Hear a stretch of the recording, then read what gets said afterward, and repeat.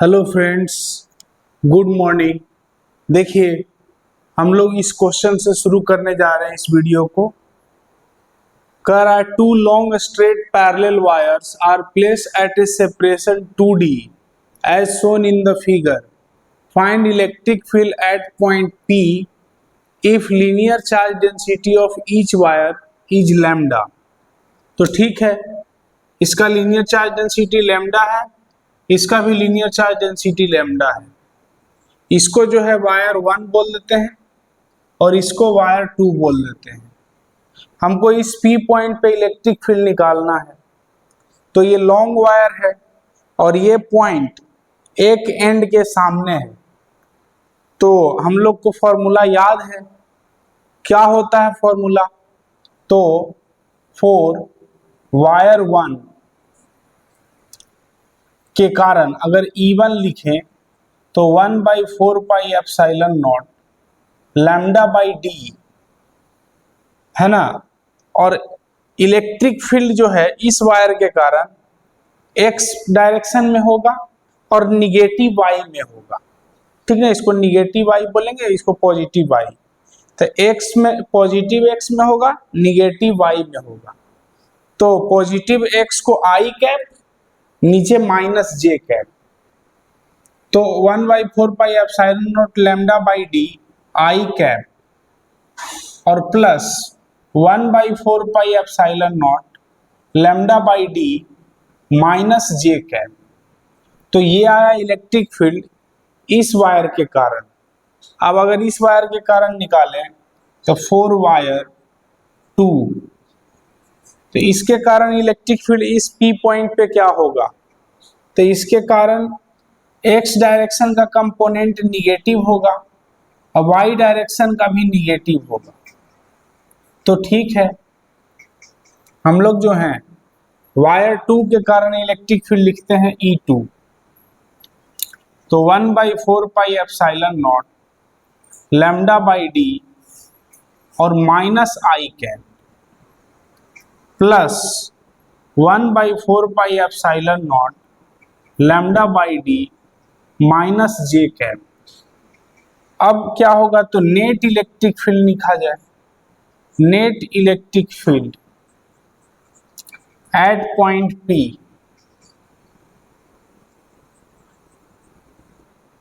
तो E is equal to E1 plus E2।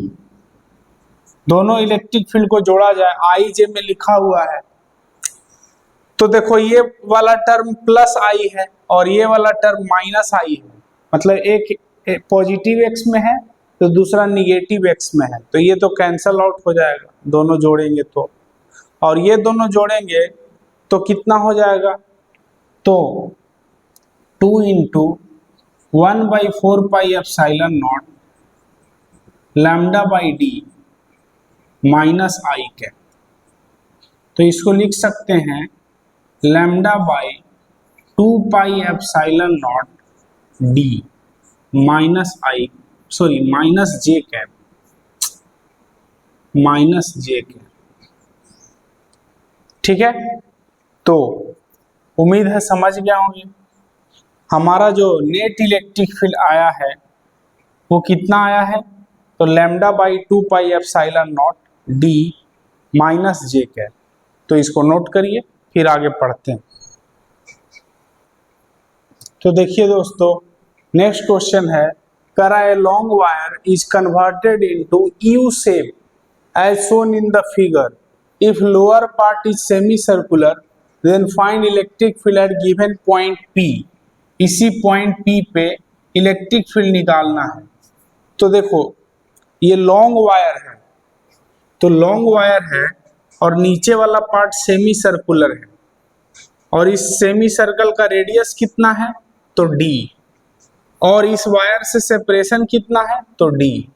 तो इस वायर को अगर 1 बोले, इस वायर को अगर 2 बोले और इस वायर को अगर 3 बोले, तो 4 वायर 1।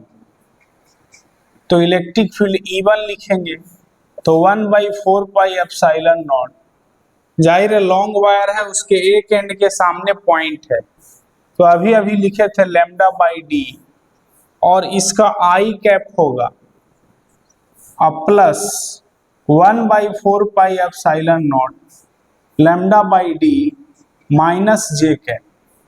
उसी तरह से अगर E3 लिखेंगे, इसके कारण लिखेंगे, तो 1/4 epsilon naught lambda by D minus I cap और माइनस जे कैप में होगा, तो plus 1/4 epsilon naught lambda by D minus J cap. और E2 कितना होगा, यानी सेमी सर्कल के कारण कितना होगा, तो आपको याद होगा 1/4 epsilon not 2 lambda by D, और किधर होगा, तो इसके कारण इलेक्ट्रिक फील्ड जे कैप में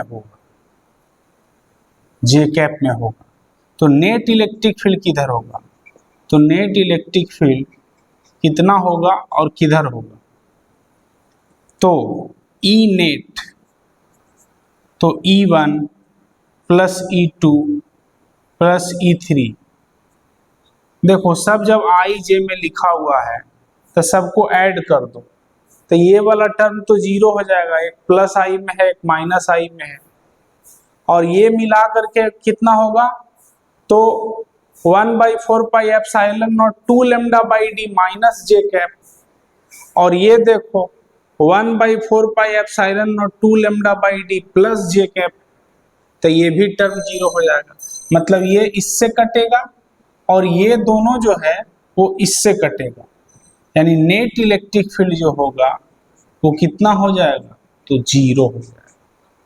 तो चलिए नोट करिए। अब नेक्स्ट जो है वो हम लोग लिखने जा रहे हैं इलेक्ट्रिक फील्ड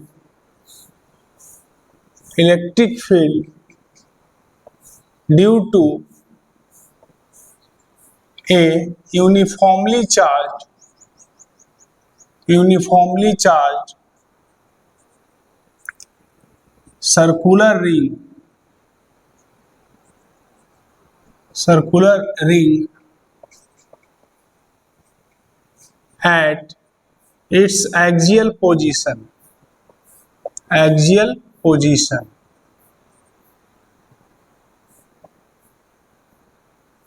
अब जो है यहां तक तो समझ गए, अब लिखेंगे consider a ring of radius r, consider a ring of radius r, it has given, है ना, it is uniformly charged with linear charge density lambda, it is uniformly charged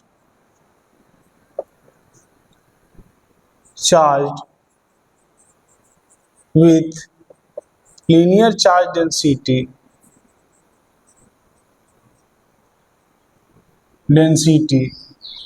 lambda।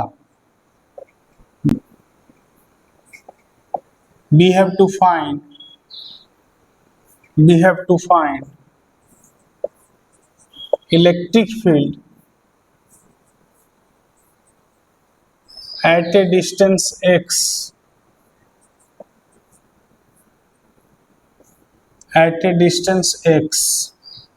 है ना, तो from its center,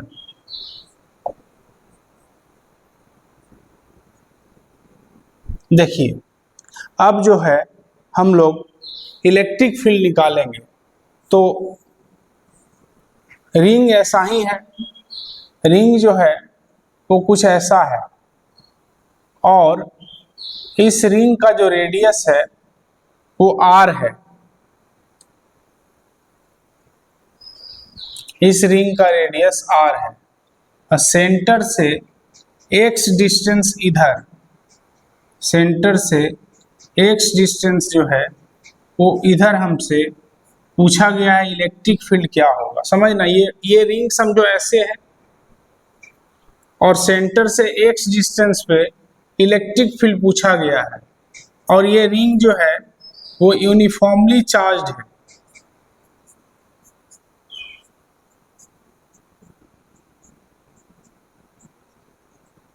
तो जाहिर है ये तो पॉइंट चार्ज है नहीं, ये तो रिंग जो है वो यूनिफॉर्मली चार्ज है।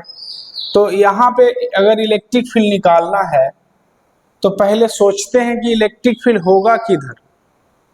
तो नेट इलेक्ट्रिक फील्ड जो होगा, जैसे यहाँ पे अगर एलिमेंट लें तो ये एलिमेंट इस तरह से रिपेल करेगा, यहाँ पे टेस्ट पॉजिटिव चार्ज रखेंगे ना, उसी तरह से नीचे में अगर एलिमेंट लें तो ये भी क्या करेगा, इस तरह से रिपेल करेगा।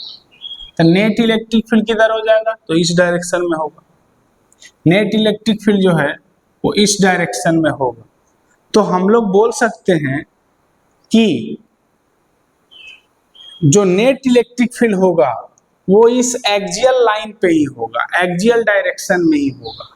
अब नेट इलेक्ट्रिक फील्ड निकाले कैसे, तो पहले हम लोग कंसीडर करेंगे एक एलिमेंट। तो consider a very small element having charge dq, consider a very small element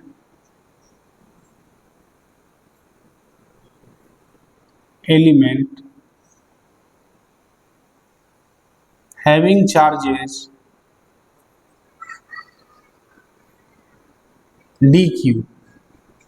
तो यहाँ पे एक छोटा सा एलिमेंट लेते हैं और इस एलिमेंट का लेंथ अगर dl है तो इसका चार्ज कितना होगा, तो dq होगा, है कि नहीं। तो dq चार्ज है और यहां से ये डिस्टेंस को मिला लो,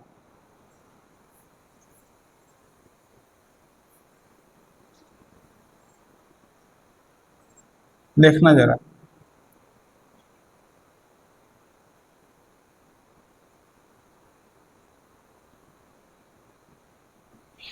ये डिस्टेंस कितना होगा जी, तो ये डिस्टेंस होगा, जैसे ये x है ये r है, तो ये under root X square plus R square, ये R square plus x square.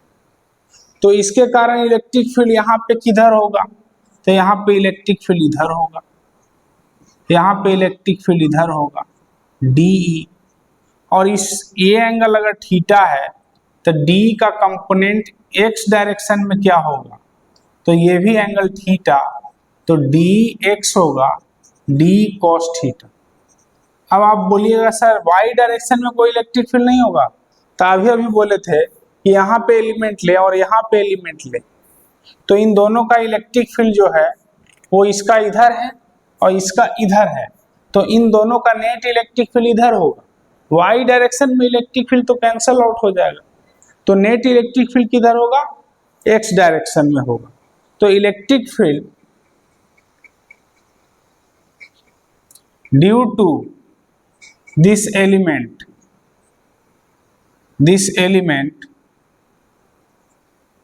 Eight point P, तो जाहिर है DE कितना होगा, तो 1/4 pi epsilon naught dq by r square, और r यही है, तो under root r square plus x square का होल स्क्वायर। अब तो ये जो आया है इलेक्ट्रिक फील्ड वो किसके कारण आया है, इस एलिमेंट के कारण आया है, और किधर आया है, तो इधर आया है। लेकिन हमको तो नेट इलेक्ट्रिक फील्ड इधर चाहिए, तो dx कितना होगा, तो d cos थीटा होगा। तो d तो आप जान रहे हैं 1/4 pi epsilon naught dq divided by under root, देखो ये अंडर रूट तो हट जाएगा, स्क्वायर है ना, तो यहाँ पे हो जाएगा r square plus x square into cos theta. तो इस ट्रायंगल में अगर कॉस थीटा यूज करें तो बेस अपॉन हाइपोटेनस, यानी x divided by under root r square plus x square, तो यही रिजल्ट आ गया dx में। लेकिन ये तो इलेक्ट्रिक फील्ड आया है इस एलिमेंट के कारण, हमको तो पूरे रिंग के कारण चाहिए, तो इसी को इंटीग्रेट कर देंगे। अच्छा इसमें वेरिएबल कौन है, तो x तो फिक्स है, x तो बदल नहीं रहा है, चार्ज जो है वही वेरिएबल है, तो इसी को इंटीग्रेशन करेंगे, पहले यहां तक लिखिए। तो देखिए दोस्तों, इलेक्ट्रिक फील्ड जो आया है DEX में वो कितना आया है, तो 1/4πε0 DQ डिवाइडेड बाई, यहाँ पे देखिए ये r² प्लस x² है, पावर 1 है, यहाँ r² प्लस x² पावर 1/2 है, तो मिल करके हो जाएगा r² प्लस x² पावर 3/2 और इंटू x, ऊपर में x है। तो यही हमारा रिजल्ट आया इलेक्ट्रिक फील्ड का। अब नेट इलेक्ट्रिक फील्ड क्या होगा, नेट इलेक्ट्रिक फील्ड, तो इसी का इंटीग्रेशन कर देंगे तो नेट इलेक्ट्रिक फील्ड आ जाएगा EX, तो 1/4πε0 और x divided by r² plus x² power 3/2 और DQ का इंटीग्रेशन करेंगे। और देखो ये पूरे रिंग के लिए कर रहे हैं, तो यहाँ पे सर्कुलेशन डालेंगे, ठीक ना, यहाँ पे सर्कुलेशन डालेंगे, DQ का इंटीग्रेशन करेंगे। तो DQ का इंटीग्रेशन क्या होगा, तो Q होगा। तो इस पर टोटल चार्ज अगर Q है तो Q हो जाएगा, यानी हमारा इलेक्ट्रिक फील्ड जो है वो कितना आ जाएगा, तो बोलेंगे 1/4πε0 Q into x divided by r² plus x² power 3/2। अब हमको जो है इलेक्ट्रिक फील्ड तो आ गया, अब इसमें मैक्सिमम इलेक्ट्रिक फील्ड कब होगा वो निकालना है। तो पहले क्या करिए कि आप इसको लिखिए, क्योंकि देखिए आप जानते हैं कि सर्कुलर रिंग के सेंटर पे इलेक्ट्रिक फील्ड क्या होता है, तो 0 होता है, और जैसे जैसे आगे बढ़ेंगे सेंटर से एक्सियल लाइन पे, तो इलेक्ट्रिक फील्ड का फॉर्मूला ये है, और ये x पे डिपेंड कर रहा है, x का वैल्यू बढ़ाते जाएंगे इलेक्ट्रिक फील्ड बढ़ते जाएगा, और कहीं पे जाकर के मैक्सिमम होगा, और फिर अगर बहुत दूर चले जाएंगे तो इलेक्ट्रिक फील्ड घटते जाएगा। तो हमारा ऐसा ही कुछ रिजल्ट आया था कुछ समय पहले, एक क्वेश्चन किए थे तब, तो उसमें रिजल्ट आया था d/2 था यहाँ पे, तो d/2√2 आया था x का वैल्यू, यहाँ r है तो x का वैल्यू r/√2 पे जो है इलेक्ट्रिक फील्ड मैक्सिमम होगा। आप चाहे तो इसको याद भी रख सकते हैं, और नहीं तो कैसे बनाया जाता है उसको हम अभी कर देते हैं, पहले यहां तक लिखिए। तो देखिए दोस्तों, इलेक्ट्रिक फील्ड जो आया है वो इतना आया है, बोलेंगे for electric field to be maximum, for electric field to be maximum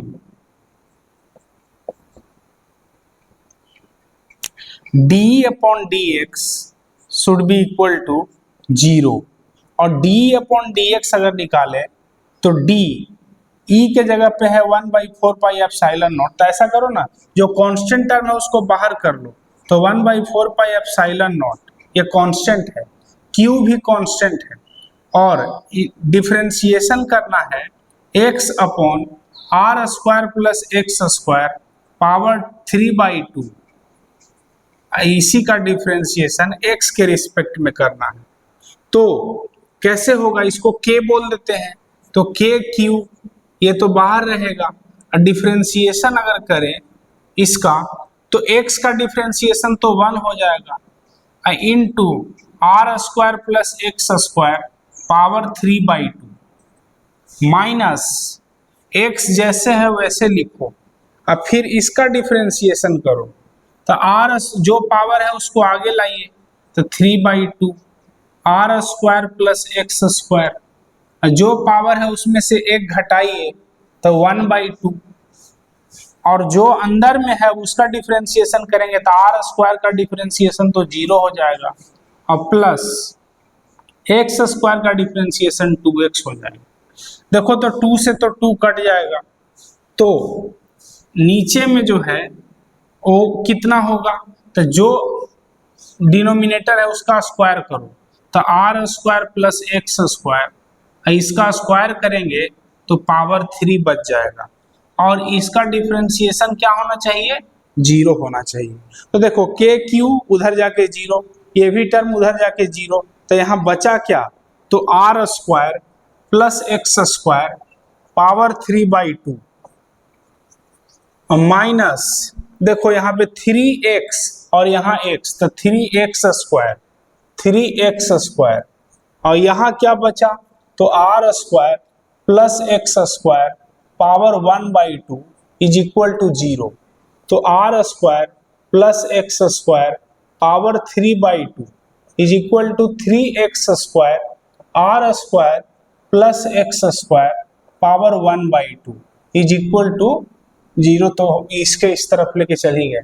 अब इसको इधर लाओ तो पावर घट जाएगा, यानी r square plus x square power 3/2 minus 1/2 is equal to 3x square.